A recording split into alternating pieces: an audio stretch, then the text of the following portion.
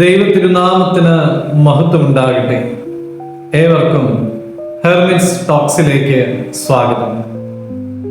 ഇന്ന് പെന്തിക്കോസ്തിക്ക് ശേഷം വരുന്ന 10ാമത്തെ ഞായറാഴ്ച.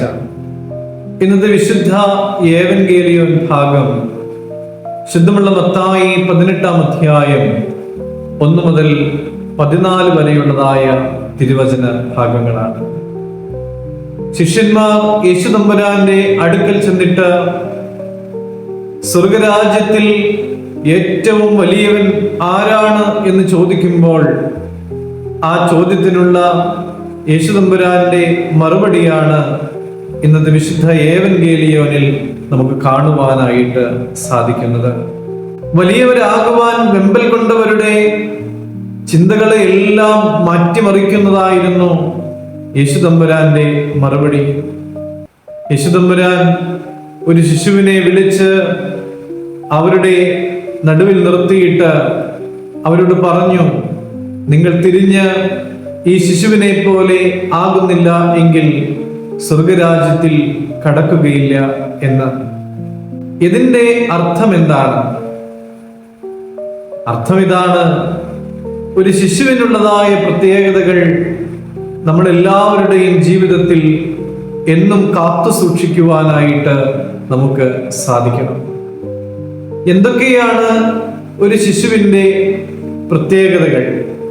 ഒന്നാമത്തേത് വിശ്വാസമാണ്. ഒരു കുഞ്ഞ് തൻ്റെ അപ്പനോ അമ്മയോ പറയുന്നത് എന്താണോ അത് അപ്പാടെ വിശ്വസിക്കുന്നു. രണ്ടാമത്തേത് ആശ്രയബോധമാണ്.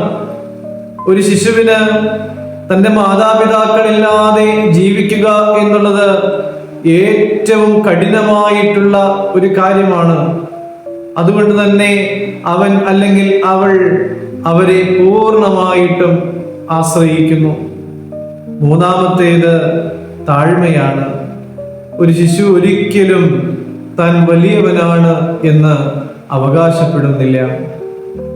ഒരിക്കലും പ്രശംസയോ സ്ഥാനമാനങ്ങളോ ഒന്നും അവർക്കൊരു പ്രശ്നവുമല്ല. പ്രിയമുള്ളവരെ, അടുത്തത് നിഷ്കളങ്കതയാണ്. ഒരു ശിശുവിന്റെ മനസ്സിൽ കാപട്യമോ വഞ്ചനയോ ഇല്ല. ദൈവം നമ്മിൽ നിന്നും ആഗ്രഹിക്കുന്നതും ഈ പ്രത്യേകതകളൊക്കെ തന്നെയല്ലേ? ദൈവത്തിന്റെ വചനത്തിൽ ആഴത്തിലുള്ളതായ വിശ്വാസം ഉള്ളവരായി ഇരിക്കുവാനും ദൈവത്തെ പൂർണ്ണമായും ആശ്രയിച്ചുകൊണ്ട് തൻ്റെ ജീവിതത്തെ ക്രമപ്പെടുത്തി മുന്നോട്ട് നയിക്കുവാനും ദൈവസന്നിധിയിൽ വിനയമുള്ളവരെ ദൈവം ഉയർത്തുമെന്നുള്ളതിനാൽ താഴ്മ ധരിക്കുവാനും കാപട്യമോ വഞ്ചനയോ ഇല്ലാതെ ജീവിക്കുവാനുമൊക്കെ നമുക്ക് സാധിക്കേണ്ടിയിരിക്കുന്നു.